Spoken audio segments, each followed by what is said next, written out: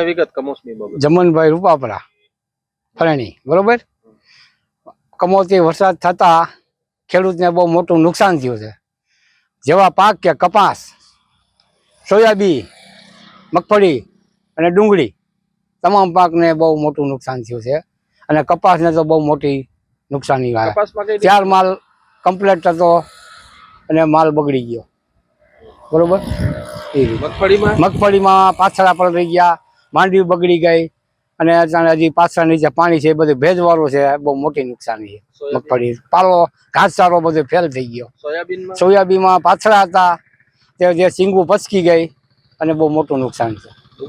ડુંગળીમાં પીળા પાન થઈ ગયા અને ગાંઠું ઉપર પાણી લાગી જતા એ મોટી નુકસાની. શું કહેશો સરકારને પૂગે એટલું મદદ કરે યોગ્ય.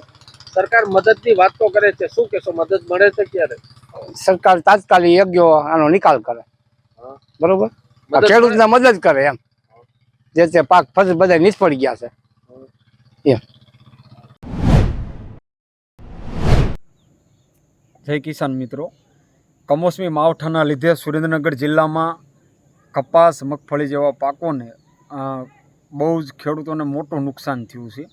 તો એના માટે રાજ્ય સરકાર જલ્દી કોઈ પેકેજની જાહેરાત કરે, સર્વે કરે અને ખેડૂતો ઉપર આવતી આફતોનો કાંઈક સહાય રૂપે સરકાર જે કાંઈ થોડી નાની મોટી સહાય જે ચૂકવીને જે પોતાના નામની વાહવાહી કરે છે એની જગ્યાએ સરકાર કંઈક મોટો નિર્ણય લે ખેડૂતો માટે તેવી સુરેન્દ્રનગર અને ઝાલાવાડ ખેડૂતોની એક ઉગ્ર માંગ છે. અને આમ ગુજરાતભરમાં ખેડૂતોને બધાને નુકસાન ગયું છે.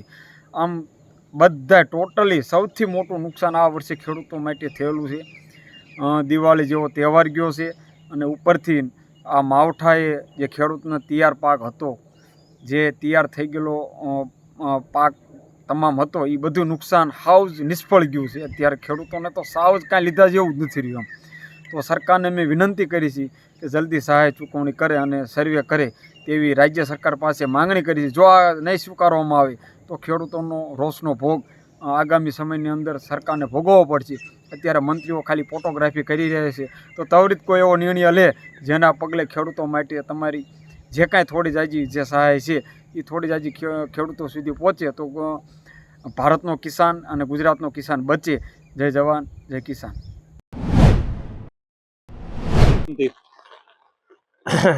નમસ્કાર, હું સાસણ જિલ્લા પંચાયત સીટના પ્રતિનિધિ તરીકે દોલિતભાઈ.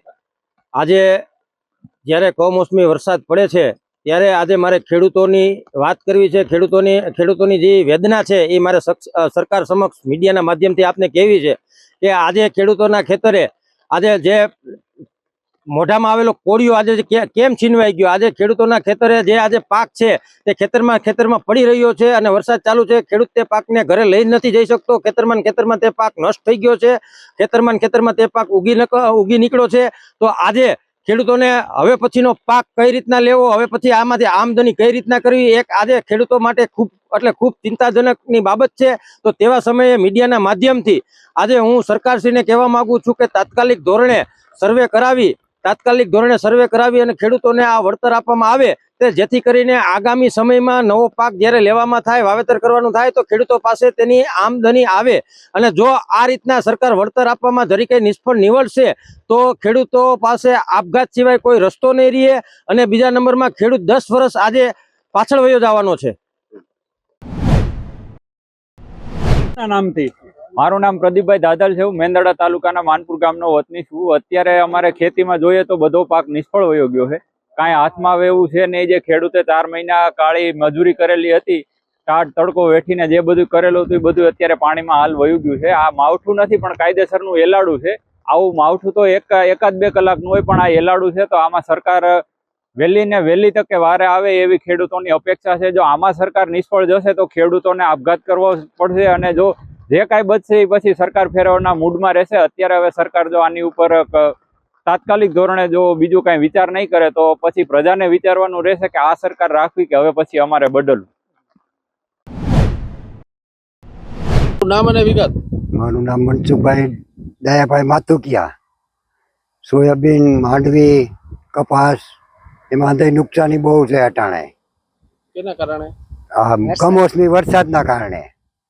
પછી હવે તાત્કાલિક સરકાર કહે છે કે અમે દેવું, કાંઈ દેતું નથી કોઈ. તાત્કાલિક સર્વે કરો અને તો જ આ રવિ પાકનું વાવેતર થાય. કેવીક નુકસાની ગઈ છે? નુકસાની લગભગ જાજી 90% જેવું. ક્યાં ક્યાં પાકોમાં નુકસાની છે? મગફળી, કપાસ, સોયાબીન, ડુંગળી, અડદ. વીઘે કેટલો ખર્ચો હોય? વીઘે 20 થી 25 હજારનો ખર્ચો હોય. અત્યારે શું હાથમાં આવશે? અત્યારે 50% નથી આવે એમ કાંઈ. હજી તો આ શું થાય કેને ખબર છે વરસાદનો.